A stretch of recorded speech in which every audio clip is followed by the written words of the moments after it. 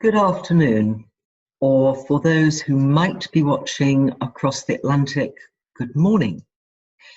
I am Jacqueline Perry. I am Queen's Counsel practicing from Two Temple Gardens, and I'm also an active Californian attorney and a fellow of the International Academy of Trial Lawyers. I just want one bit of housekeeping, which is that if anybody joins late or has joined now, could you make sure your video is off and that your microphone is off? Thank you. This webinar is looking at the fallout from the present crisis variously described as the coronavirus pandemic or the Covid-19 pandemic. I propose to amplify and take forward the content of my paper, which if you've not looked at, I think you'll find interesting and a jumping off point for what I'm saying today. If anyone has questions to raise, I will leave a few minutes at the end of this talk for these to be addressed, and further queries can be posted to me or sent to the email provided by the invitation.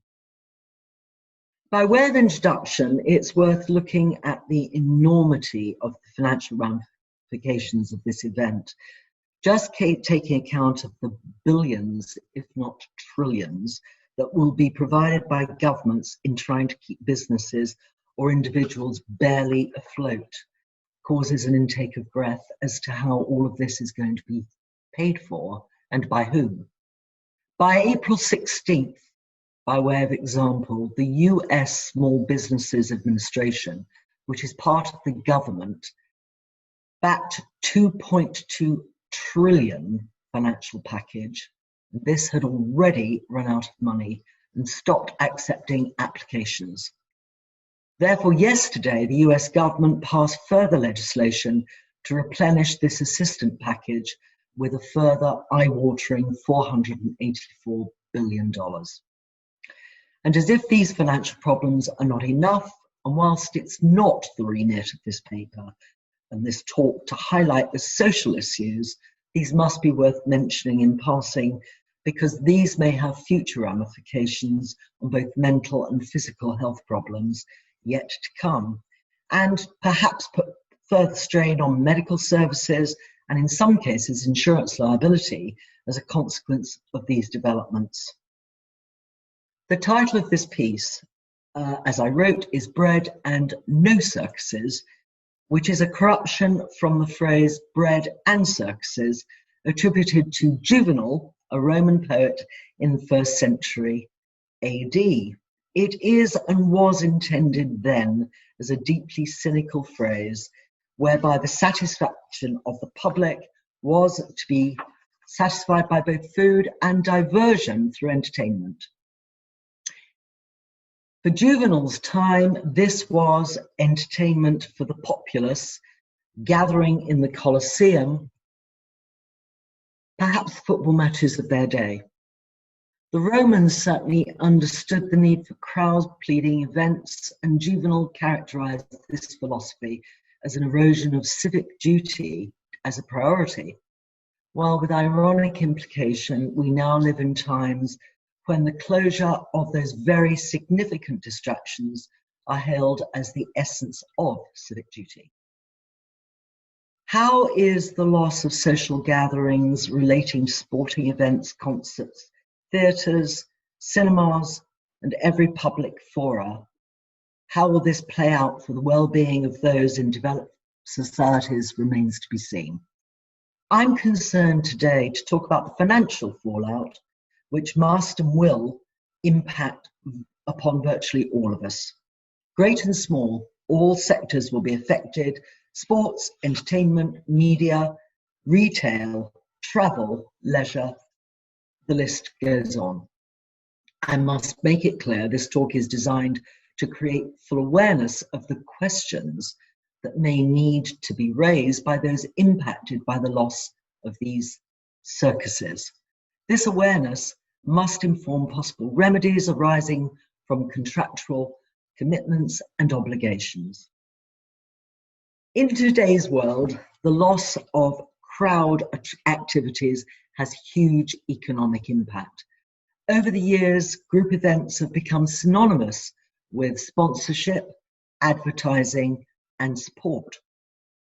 This talk is certainly not all about sporting events, but when we consider how the coronavirus has brought down the shutters on global sport, and then we consider the financial implications, this is eye-opening.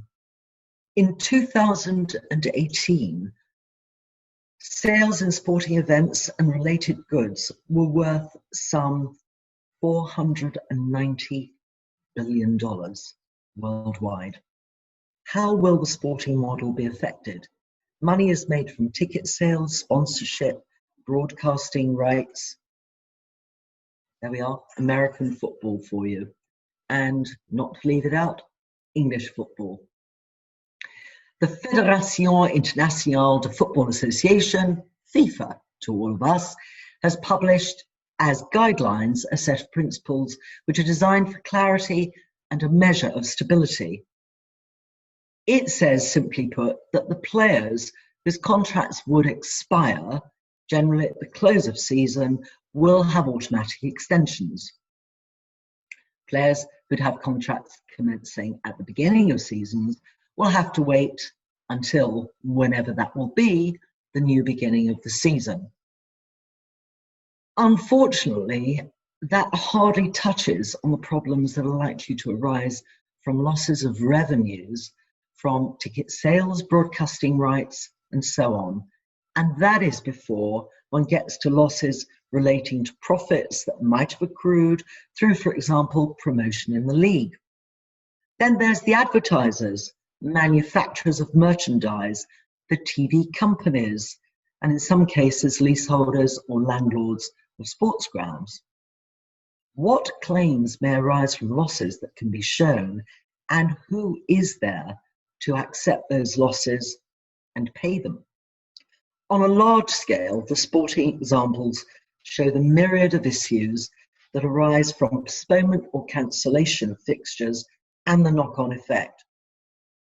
This is an effect, however, that filters into all commercial life, and the contractual issues need to be looked at. We need to examine the two guiding principles of contract law in this area: frustration of contract and force majeure. Looking first at frustration of contract, it is of some interest that this theory did not arise until well into the 19th century. The case of Taylor and Caldwell kicked this one off, and I hope you can see on the screen the essential issues of Taylor and Caldwell. Basically, the facts were very straightforward. The plaintiff was the impresario who hired the hall. The defendant owned the theatre, and he was also responsible for some of the acts to be performed. The theatre no longer existed because it burnt down, and that happened through nobody's fault. And the contract was held to be frustrated. In other words, it was the end of the contract. As we have seen, however, some differing results obtained through the cancellation in 1903 of the coronation procession of Edward VIII. And ironically, that happened because he had the flu. There we are, a picture of the coronation procession as it finally was. The case of Crellin Henry established that the court set aside a contract in respect of the hire of premises which were intended to be used only to view this coronation parade. However, by way of contrast, another case, Herne, Bay and Steamboat Company, also 1903, the court did in fact refuse relief to the contracting party who'd wanted to watch the Royal Fleet Parade, which had assembled for the coronation at Spithead from a hired steamboat. Although the coronation was cancelled, the court did enforce that contract because the water cruise was still possible to accomplish, whether there was a jolly review on the water to watch or not. In essence, a contract will not be set aside under the English law unless it is rendered impossible to fulfil as originally intended, and that impossibility has come about through fault by neither party to the contract. Now, in California, the doctrine of frustration is slightly modified in that the word applied to such contractual difficulties is impracticable. The application of impracticability of performance will include unreasonable difficulty, delay, expense, or loss to one of the parties, but always where such difficulties are governed by outside forces which were neither the fault of nor could have been reasonably anticipated by either of the parties to the contract. How the interpretations of these doctrines would play out in the present remains to be seen. It will depend entirely on the contract terms and the court's conclusions as to whether the effect of the virus, which gave rise to the legal shutdowns, will satisfy impossibility or impracticability. And we see the Uniform Commercial Code, which is the Californian Commercial Code, and you can see from this slide what it actually tells you, that it has to be objectively, if it's not objectively impossible, the performance is theoretically possible but prohibitively expensive. That, for example, will give rise to impracticabilities. You can see, though, that in effect, these clauses do give a very clear steer on what the courts will do in order to set aside a contract. But it's also important to notice, and I'm sure you will by looking at this, that the Article 2 relates only to the sale of goods, and it doesn't apply to services. Thus, contracts for services or even real property will not be excused based upon commercial impracticability. We'll have to almost certainly be back to the common law of impossibility.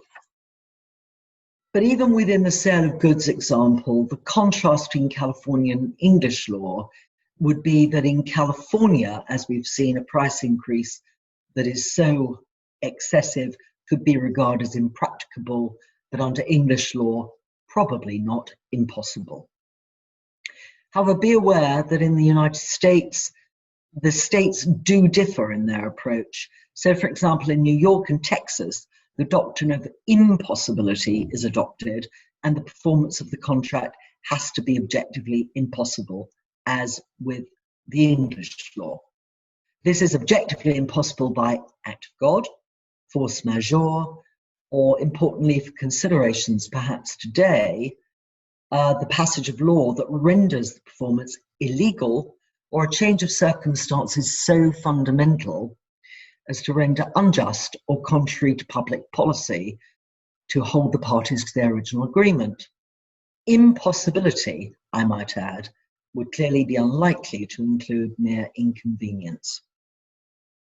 I do reiterate that, as we see, there are different jurisdictional approaches to interpretation of contracts, which means that the law governing the contracts needs to be carefully examined and for the future considered as a vital consideration when new contracts are being drafted.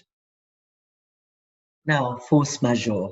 This is generally a term of the contract as opposed to the common law doctrine of frustration.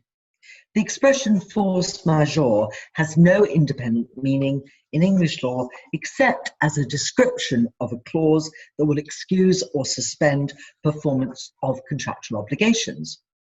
Whether or not a non-performance will be forgiven depends entirely on the performance, on the context, I should say, of the term of the contract, and examples are frequently given in contracts, as we can see here.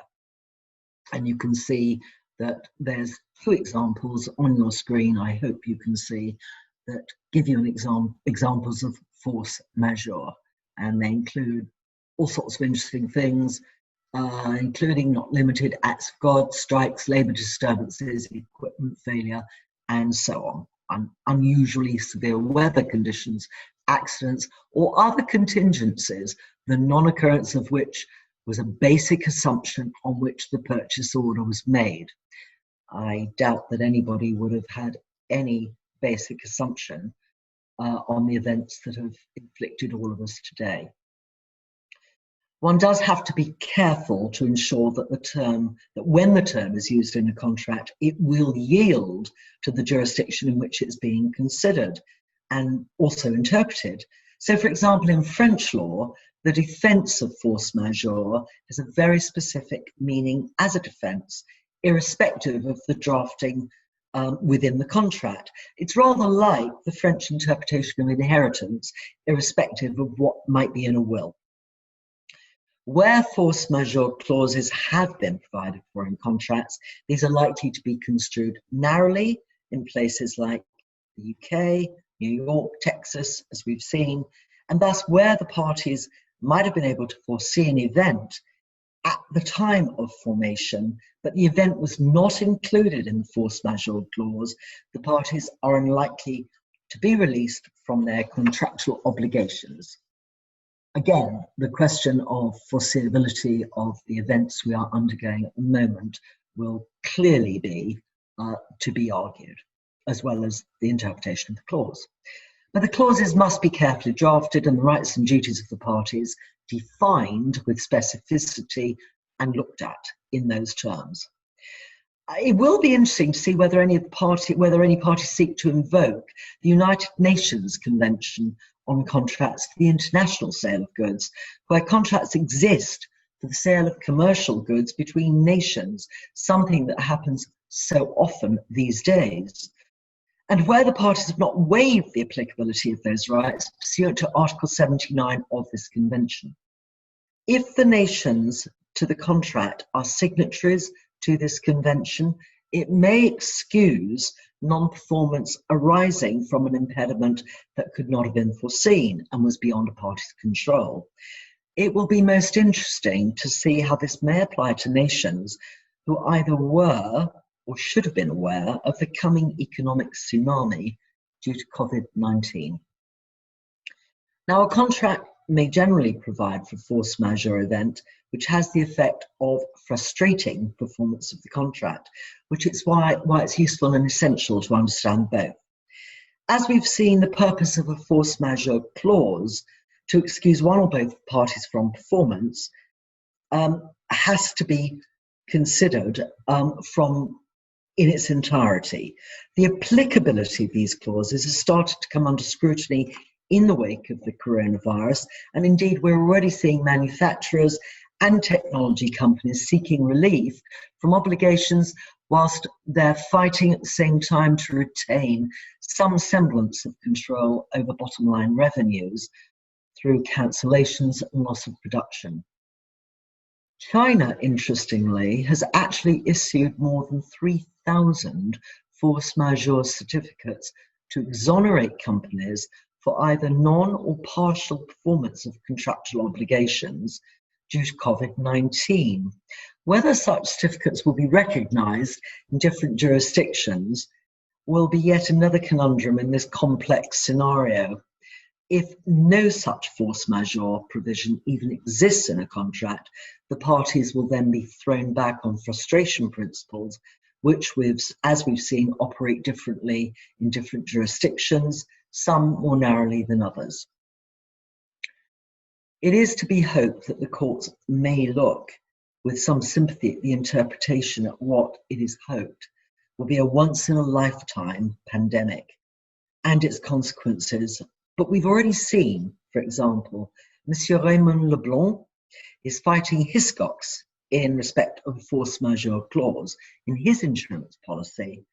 Hiscox are resisting on the basis that the clause allows only for losses sustained by the closure of his restaurants if the virus emanated from within the restaurants rather than from outside agencies, in this case, the enforced closure due to the pandemic.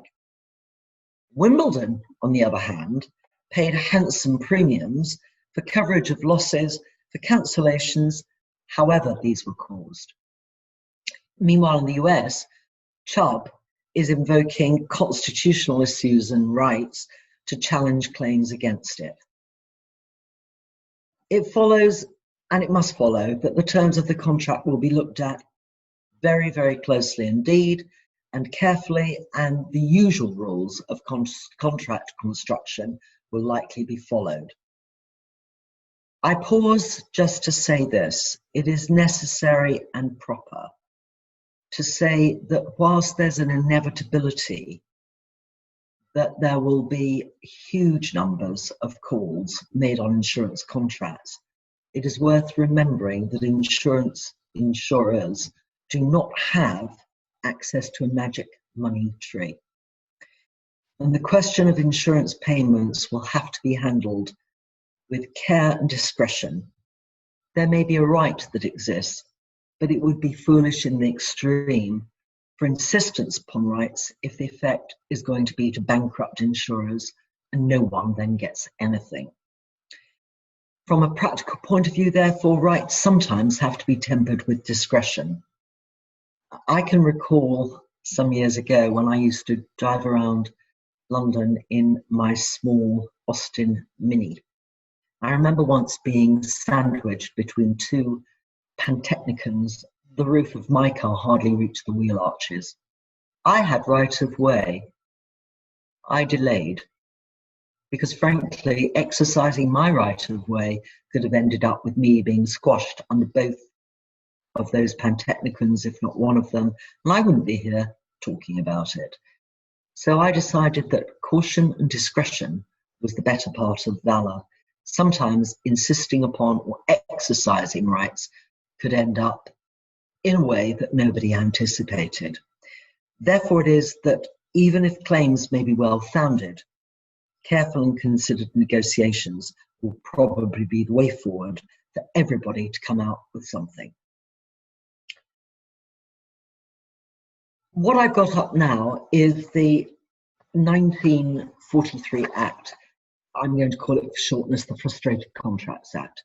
We don't need to go through it, just simply to see that what this act did was essentially bring together what had been case law, and also to allow for the payment where, before the contract came to an end, money had changed hands.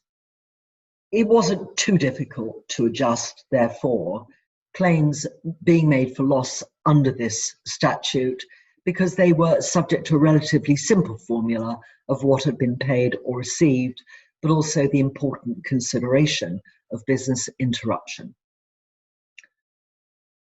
What has been paid or received, obviously the issue of unjust enrichment, though it's not in the Act, will be considered. When we look at business interruption, the interpretation of those clauses will consider claims where sometimes the business has been physically impacted rather than shut down due to outside forces. And again, the clauses in the contract dealing with that will have to be looked at carefully. The terms of the policy may actually be subject to actual agreed formulae within the contract itself, and will often be based upon comparing previous turnover and profit against present turnover and profit. But it can be seen clearly from all of the circumstances we've looked at so far that the key will always be the terms and contents of what is afforded to the parties within the contract itself. But what I'm saying is that these terms may in turn have to be tempered by the need for restraint and consideration for all suffering parties. We are being impacted by I'm just going to take you through, the rest of the Frustrated Contract Act so that it's on your screen if anybody needs to look at it. By conclusion, if I can say this, we're all being impacted by this unfolding viral pandemic, and the future is very hard for all of us to predict. But one thing is for sure, vigilance and care is required when looking at the rights, obligations, and relief. I hope what this talk has done is flagged up some of the issues that we all need to be aware of now and in the coming days. Meanwhile, stay safe. And we can see from the last slide, a look at London that can bring some small pleasure in its beauty, as well as some sadness in its emptiness.